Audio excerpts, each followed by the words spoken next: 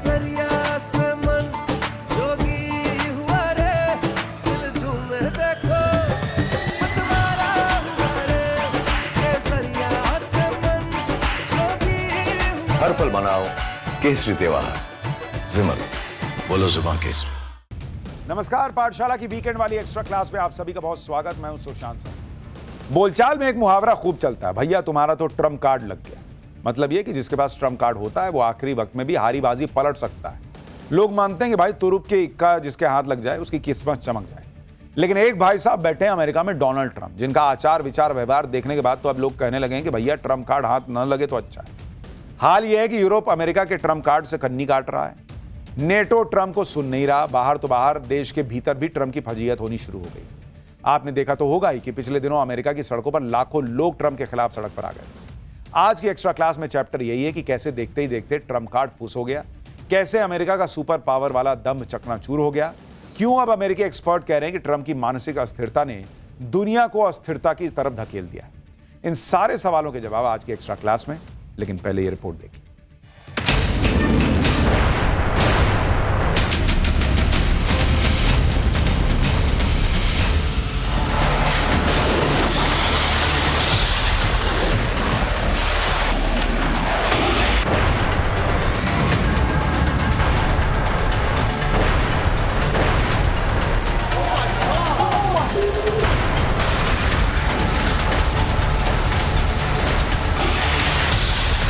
What happens in the strait, we're not going to have anything to do with it.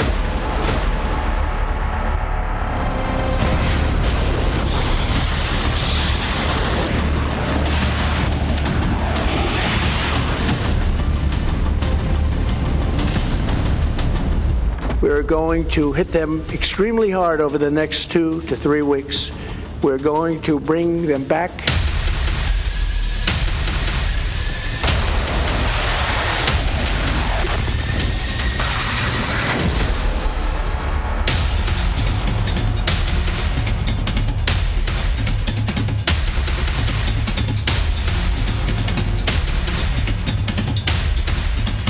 We are on track to complete all of America's military objectives shortly, very shortly.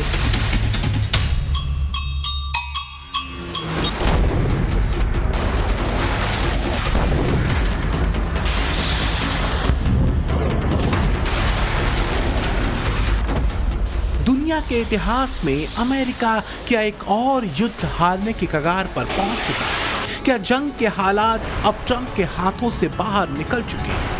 क्या Trump की दादागिरी की बत्ती अब बुझ चुकी है? क्योंकि कहा जा रहा है कि ईरान युद्ध ने नए वर्ल्ड ऑर्डर में अमेरिका को नीचे, बहुत नीचे गिरा दिया है। क्योंकि ईरान में गिरा है अमेरिकी सेना का एक और एडवांस्ड फाइटर जेट F-15 और अमेरिका शॉक्ड है क्योंकि इस प्लेन से इजेक्ट हुए दूसरे पायलट का कोई अता पता नहीं। तो क्या अमेरिकी फाइटर पायलट ईरान के कब्जे में? ईरान अब युद्ध में मोलभाव करने की मजबूत स्थिति में पहुंच चुका है। ईरान पिछले 24 घंटों में 2 विमानों को मारकर गिरा चुका है। ये सब तब हुआ है जब युद्ध और शक्ति के उन्माद में ट्रंप ईरान को पाषाण युद्ध में धकेल देने का ऐलान कर रहे थे। We're going to hit them extremely hard over the next 2 to 3 weeks. We're going to bring them back to the Stone Ages where they belong. In the meantime, discussions are ongoing. Regime change was not our goal. We never said regime change, but regime change has occurred because of all of their original leaders' death. They're all dead. Trump की डींगें अपनी जगह, लेकिन आज हालात ये हैं कि Iran के अंदर F-15 फाइटर जेट की तलाश में रेस्क्यू ऑपरेशन चलाए जा रहे हैं। रात भर डोनाल्ड ट्रंप व्हाइट हाउस के ओवल ऑफिस में अपने अधिकारियों के साथ बैठक करते रहे और युद्ध का जायजा लेते रहे। और उधर ट्रंप पर कटाक्ष करते हुए ईरान के संसद के स्पीकर मोहम्मद बाघेर गालिबाफ ने सोशल मीडिया प्लेटफॉर्म एक्स पर लिखा, ईरान को लगातार 37 बार हराने के बाद उन्होंने जो ये बिना रणनीति वाला शानदार युद्ध शुरू किया था, वो सत्ता परिवर्तन से हटकर अरे क्या कोई हमारे पायलट्स को ढूंढ सकता है प्लीज तक आ गया है। वाह, कितनी अद्भुत प्रगति, सच में प्रतिभाशाली है। मजे की बात कि इस व्यंग के साथ एक विनती भरा इमोजी भी गालिबफ में पोस्ट किया था।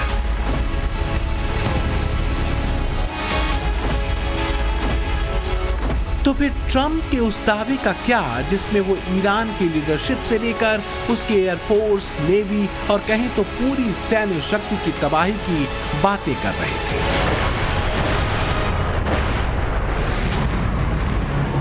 ट्रम्प के बोले गए तमाम झूठों में से एक झूठ ये भी था जो ईरान सिद्ध कर चुका है। ट्रम्प के ऐसे तमाम दावों की हवा निकल चुकी है, ठीक वैसे ही जैसे ऑपरेशन सिंदूर में पाकिस्तान के तबाह एयरबेसेस की तस्वीरों ने ट्रम्प के झूठ की पोल खोल दी थी। न तब ट्रम्प के बयानों पर दुनिया को भरोसा था और न ही आज के ट्रम्प के ऐसे बयानों पर। You know, I don't like to say this. We've won this. This war has been won. The only one that likes to keep it going is the fake news. I mean, the New York Times, you read the New York Times, it's like we're not winning a war where they have no Navy and they have no Air Force and they have no nothing. And we literally have planes flying over Tehran and other parts of their country. They can't do a thing about it. सच ये है कि Trump अब हाँफ रहे हैं। ऐसा लगता है कि युद्ध का खर्चा अवैध टैरिफ से उनके कमाए गए डॉलर्स को पूरा खत्म करके ही मानेगा। यही वजह है कि अमेरिकी राष्ट्रपति डोनाल्ड ट्रंप ने कांग्रेस को एक खर्च प्रस्ताव भेजा है जिसमें अगले साल के लिए $1.5 ट्रिलियन के भारी भरकम रक्षा बजट की मांग की गई है। ये पिछले साल के रक्षा बजट के मुकाबले 42% ज्यादा है। ये मांग इसलिए की गई है क्योंकि ईरान के साथ युद्ध की वजह से अमेरिका का रक्षा खर्च बहुत बढ़ गया है। पेंटागन के खर्च में दूसरे विश्व युद्ध के बाद ये सबसे बड़ी बढ़ोतरी होगी।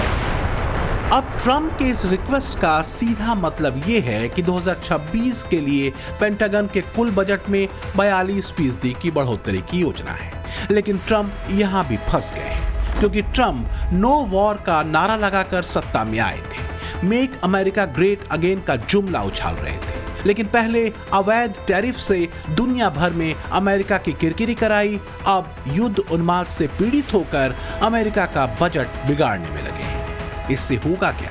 होगा ये कि डोनाल्ड ट्रंप की भारी भरकम रक्षा बजट की मांग उनके मेक अमेरिका ग्रेट अगेन समर्थकों की नाराजगी को बढ़ा सकती है। इससे पहले $200 अरब की मांग ने ही ट्रंप के मागा समर्थक आधार के कुछ प्रमुख लोगों को नाराज कर दिया था। मागा समर्थकों का तर्क है कि इस संघर्ष पर ज्यादा पैसा खर्च करना राष्ट्रपति ट्रंप के अमेरिका फर्स्ट के वादों के खिलाफ है। तो सच यही है कि ईरान युद्ध ने ट्रंप को उनकी हैसियत और अमेरिका की सुपर पावर इमेज दोनों को तगड़ा झटका दिया है। कुल मिलाकर ट्रंप ने अपनी फजीहत करा ली है। तो क्या अमेरिका और अमेरिकन्स को समझ आ चुका है कि अब ट्रंप कार्ड किसी काम का नहीं? क्योंकि अमेरिका के अलग अलग शहरों में नो किंग्स का प्ले कार्ड लिए लोगों ने लाखों की संख्या में सड़क पर उतरकर ट्रंप की नीतियों के खिलाफ अपना गुस्सा भी दिखा दिया है।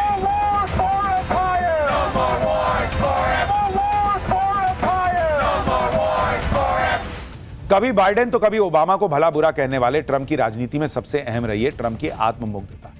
आत्ममुग्ध ट्रंप को लगा था कि ईरान में एपिक फ्यूरी चलाएंगे, 1-2 हफ्ते में बम मार के निकल जाएंगे, अमेरिकी पब्लिक तालियां पीटेगी, वाह बॉस क्या मारा।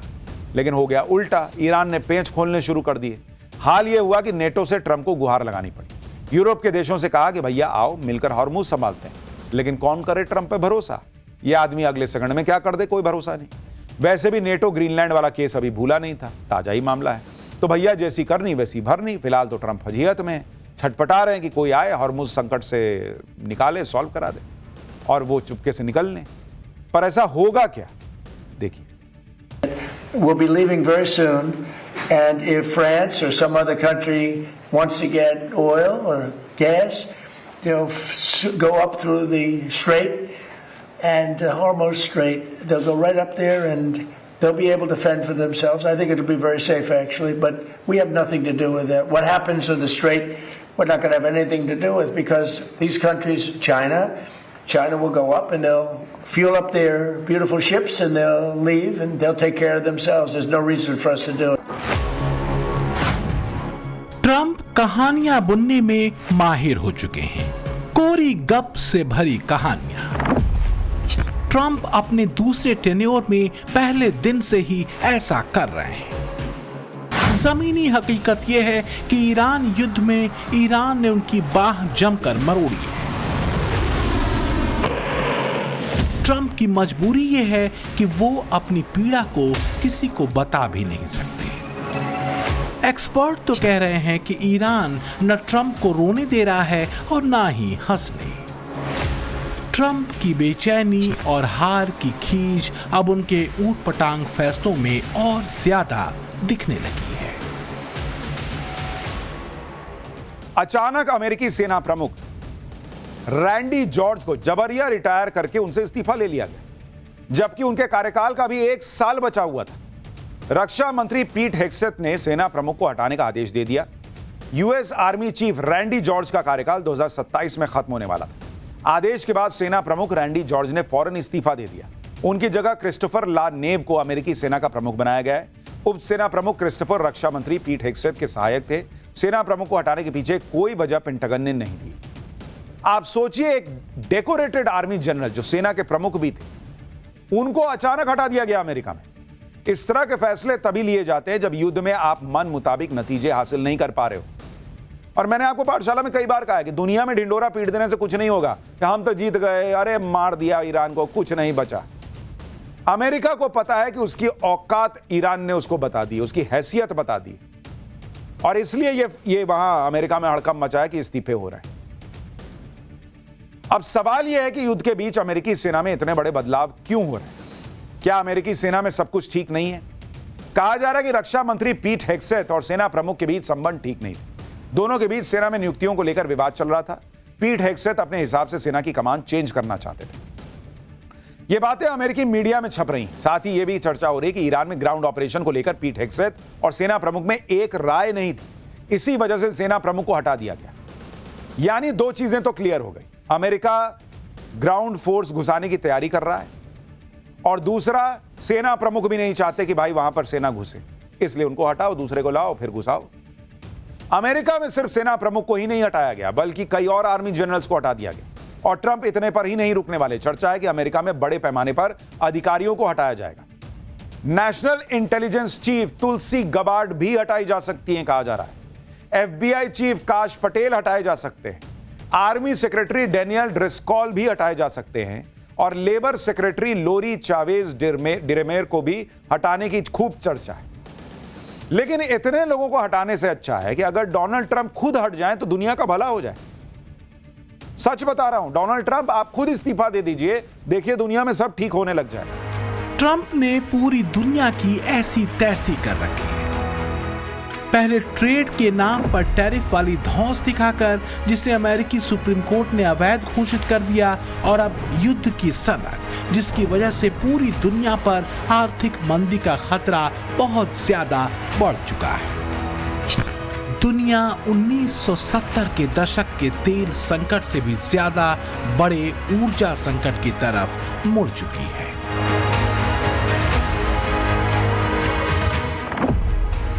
अगर स्थिति जल्दी नहीं सुधरी तो तेल और गैस की कीमतों में तेज उछाल आ सकता है। व्यापक महंगाई और गहरी आर्थिक मंदी का खतरा बढ़ सकता है, खासकर एशिया के उन देशों के लिए जो आयात पर निर्भर हैं।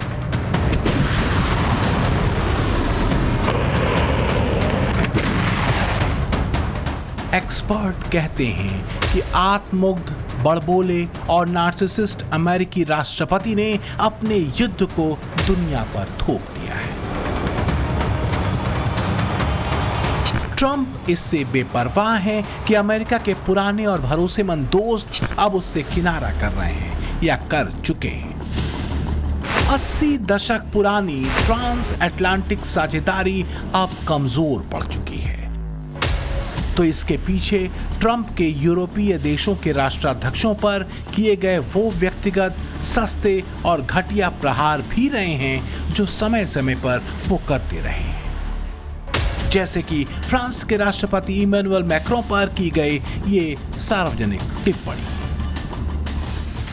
ट्रंप फ्रांस से नाराज हैं, इसलिए क्योंकि ईरान के खिलाफ युद्ध में फ्रांस शामिल नहीं हुआ और फ्रांस ही नहीं, नेटो के सहयोगी देशों ने भी इस युद्ध से दूरी बनाई। ट्रंप उन सभी से नाराज हैं, ब्रिटेन से भी। ऐसा पहली बार हुआ जब यूरोपीय देशों ने अमेरिका की बात को करीब करीब अनसुना कर दिया। तो क्या इसकी वजह ट्रंप थे? क्योंकि ऐसा पहले कभी नहीं हुआ था।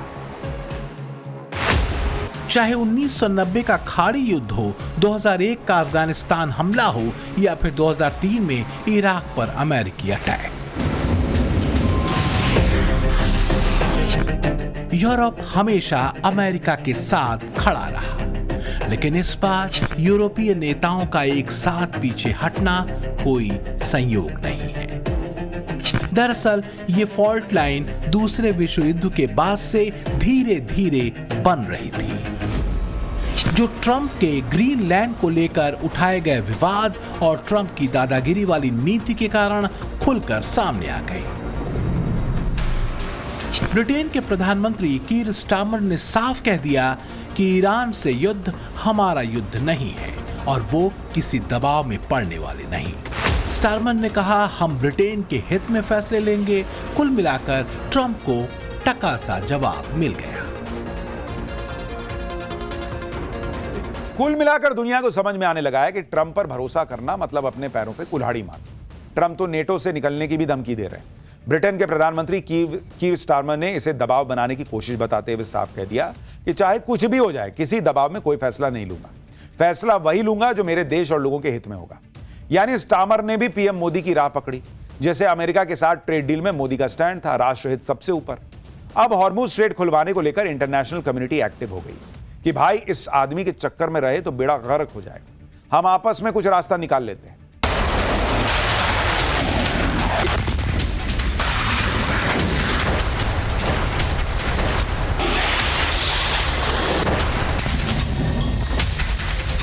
ट्रंप और उनकी टीम जीत के दावे करने और ईरान की सैन्य शक्ति को खत्म कर देने के दावे करने में मशगूल है और ईरान हर दावे पर एक मिसाइल दाग देता है।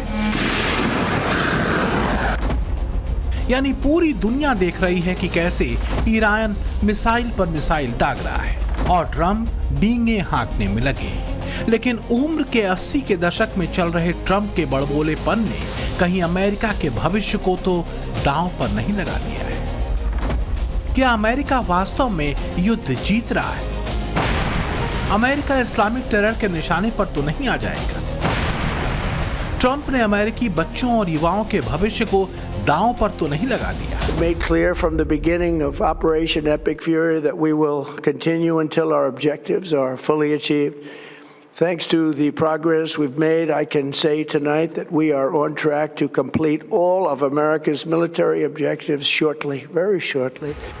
जब ट्रंप कहते हैं कि वो सही ट्रैक पर हैं, तो वो उल्टी दिशा में चल रहे होते हैं। ज्यादा दूर जाने की जरूरत नहीं। टैरिफ वाला हाल तो दुनिया ने देखा है। ट्रंप को अमेरिकी सुप्रीम कोर्ट ने कहीं का नहीं छोड़ा, खूब जगहंसाई हुई। ट्रंप कुल मिलाकर विरोधाभासों से भरे हुए हैं। उनके विचार इतने घने हैं कि वो कहीं किसी नतीजे तक नहीं जाते। कभी वो कहते हैं कि हम ईरान को पूरी तरह नष्ट कर देंगे, हॉर्मुज स्ट्रेट बाधित नहीं होने देंगे। फिर कहते हैं सभी देशों को मिलकर हॉर्मुज खुलवाना चाहिए, अमेरिका को हॉर्मुज की जरूरत नहीं। ट्रंप चाहते हैं कि उनकी जंग में पूरी दुनिया छलांग लगा दे और अपना बंटाधार करा दे। अगर अमेरिका वाकई सुपर पावर है, ट्रंप अगर वाकई शांति के मसीहा हैं जैसा कि वो दावा करते हैं, तो फिर युद्ध के समाधान के रास्ते खोजे जाने चाहिए थे, न कि युद्ध को भड़काने की वजह। लेकिन दुर्भाग्य से ट्रंप पाषाण युग के ऑब्सेशन में खड़े। are systematically dismantling the regime's ability to threaten America or project power outside of their borders. That means eliminating Iran's navy, which is now absolutely destroyed, hurting their air force and their missile program at levels never seen before. They have no anti-aircraft equipment. Their radar is 100% annihilated. We are unstoppable as a military force, and the country has been eviscerated and essentially is really no longer a threat. तो क्या Trump प्रशासन ने Iran की जमीन पर अपना सिर शुतुरमुर्ग की तरह रेत में घुसा रखा है और उसे बाहर सब ठीक लग रहा है? क्या अमेरिकी फाइटर जेट F-15 हवा में उड़ान भरते किसी डिवाइडर से टकरा गया? मुमकिन है ट्रंप कल को यही थ्योरी लेकर आ भी जाए।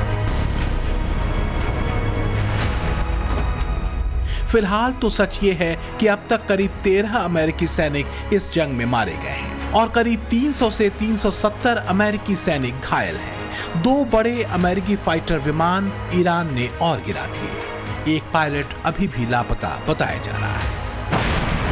ट्रंप दावा कर रहे हैं कि ईरान की सैन्य शक्ति वो तबाह कर चुके हैं। सच ये है कि ईरान के निशाने सटीक लग रहे हैं। ईरान ने अमेरिका के M35 लाइटनिंग II को गिरा दिया, जिसकी कीमत करीब $110 मिलियन थी। इसके अलावा अमेरिका के 4 F-15E विमान भी ईरान ने गिरा दिए, जिनकी कुल कीमत करीब $36 मिलियन थी। ईरान ने अमेरिका के A-10 थंडरबोल्ट II विमान को गिरा दिया, जिसकी कीमत करीब $18.8 मिलियन थी। अमेरिका के E-3 सेंट्री अवाक्स को भी ईरान ने गिरा दिया, जिसकी कीमत $270 मिलियन थी। अमेरिका के 2 KC-135 टैंकर विमान भी ईरान ने गिरा दिए, जिसकी कीमत करीब $80 मिलियन थी। इसके अलावा $40 मिलियन के 2 हेलीकॉप्टर्स भी ईरान ने गिरा दिए। तो वहीं 17 MQ-9 रीपर UCAV ईरान ने सटीक निशाना मारकर गिरा दिए, जिनकी कुल कीमत करीब $510 मिलियन थी। कहते हैं जैसा साथ वैसी बुद्धि। ट्रंप ने जब से मुनीर शहबाज को अपना मित्र बनाया है, तब से अपनी इमेज और अमेरिका के रसूख दोनों को रसातल में पहुंचाना शुरू कर दिया है। खास बात यह है कि आज की तारीख में ट्रंप के लिए नोबेल पुरस्कार की चापलूसी करने वाले मुनीर शहबाज जैसे विश्व विदेशकों की श्रेणी में खुद ट्रंप आ खड़े हुए। Nobel Peace Prize, Mr. President, I would like to salute you. वो उतने ही अविश्वसनीय हो चुके हैं जितने कि विश्व मंच पर आतंकिस्तान के ये 2 joker. We've won this. This war has been won. The only one that likes to keep it going is the fake news. I mean, the New York Times, you read the New York Times, it's like we're not winning a war where they have no Navy and they have no Air Force and they have no nothing. And we literally have planes flying over Tehran and other parts of their country. And yet, if you read the New York Times or if you watch ABC fake news or NBC fake news, you'd say it's a close battle. It's not a close battle. Trump के लिए कड़वा सच ये है कि दुनिया Iran युद्ध को कांटे की टक्कर ही मान रही है। ईरान जवाब दे रहा है और बखूबी दे रहा है। ये भी साबित हो चुका है कि ट्रंप के पास कोई स्थिर और सटीक प्लान नहीं, जिसके सहारे वो इस युद्ध से बाहर निकल सके। वो सिर्फ बतंगड़ बनाने में लगे हैं, लेकिन ट्रंप की सनक ने दुनिया के लिए मुश्किलें बढ़ा दी हैं। दुनिया भर में ईंधन की कीमतें रिकॉर्ड स्तर पर पहुंच गई हैं। करीब 85 देशों में पेट्रोल और डीजल के दाम बढ़े हैं, जिससे कई देशों में तो एनर्जी लॉकडाउन जैसी स्थिति बन चुकी है। लेकिन फिलहाल मोदी के नए भारत में स्थिति कंट्रोल में है। पाकिस्तानी मोदी नीति के कायल हो रहे हैं और मुनीर शहबाज को अपनी बर्बादी के लिए कोस रहे हैं।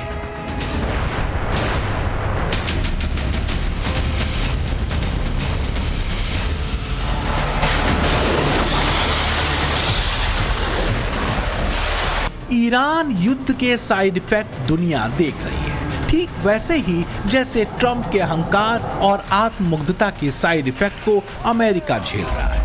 युद्ध कब तक चलेगा कहना मुश्किल है। अमेरिका में तो अब एक मजाक चलने लगा है कि ट्रंप के दिमाग का घूर्णन नासा भी कैलकुलेट नहीं कर सकता।